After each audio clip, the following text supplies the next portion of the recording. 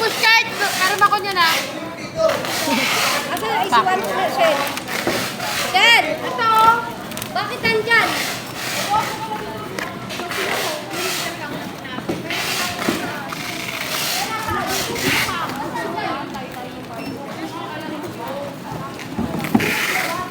Isa lang naman yun, te. Ayun na pala yung isa. Hindi, kasi pwede midnight kasi yun eh, na live. Kabila. Ayo! Yung isuwan mo. Ah.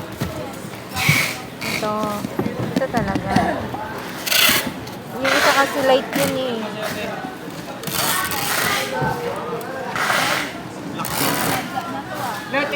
Free pack naman. Wala na kasi order. Mas lalawang ginasap na mata ko eh. Nilagyan ko na nga ng bits eh. Para dumilat eh. Hindi daw kasi na o diba? Nalalakit to. Parang gano'n na asal ng salamin. Yan, eto siya no. Walang laman. Ito na kasi wala kong harang. Tapos kanina may tumatawag pa sa akin sa cellphone. May order daw ako. Sino yun? Rider. Ay, sino? Anong order mo? Ewan ko, di ko alam. Sabi, Kailan nag-order ka? hindi. Sino yun? Ewan ko nga eh. Sabi ng rider, nag-text, sabi niya, ma'am, ano po ba yung address niya para ma-deliver na yung parcel niyo? Ha? Gulat ako, sabi ko, posible naman na walang address. Sabi ko, loko-loko to. Tapos, edi, tumawag. Sinagot ko, sabi ko, hello? Una, umaano yung line niya. Gawa ganun ba? Pero maingay yung sa kabilang ano. Tapos, sabi ko, hello? Sabi niya, ma'am, may parcel po kayo. Sabi ko, anong parcel po yan? Sabi ko, ano bang laman yan? Sabi niya, hindi ko alam ma'am. Basta may order daw kayo. Sabi ko, ha? Anong order ko? Sabi niya, ano ba yung address niyo? Sabi ko, ba't ako magbibigay ng address to? Hindi naman ako nag-order. Sabi ko, scam pa yan? Sabi ko naman. Sabi niya, hindi ma'am. Tagalog, nalilid mo guys. Kung hindi nyo, ano to, cancel nyo. Sabi ko, cancel ko tagayin ko yun kasi wala akong alam na may order ako.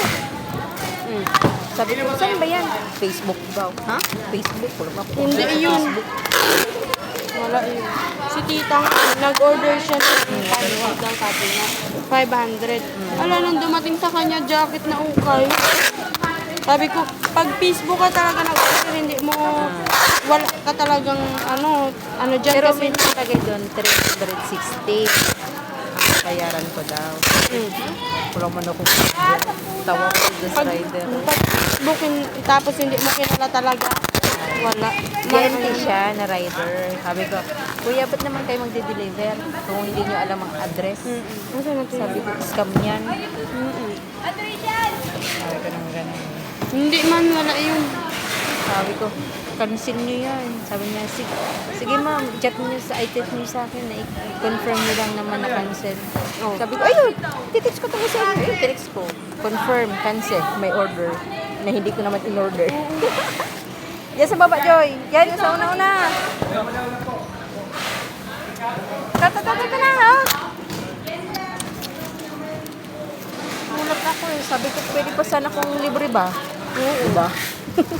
Malay mo na may nag-order pa-order ko. Iniisip ko, saan man ako nagsalim man ako, wala man. Sabi ko, tinanong ko nga yung mga anak ko, si Jairus tinanong ko. Sabi ko, ginamit mo ba yung ano ko, number ko? Hindi, ako naman to eh. GNT daw eh, GNT TikTok yun, di ba? Pag ganon.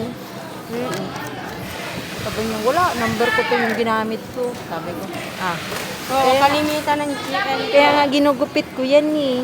Pag may parcel, yung ano, yung address, pangalan, ginugupit ko talaga. Kasi ayoko yung may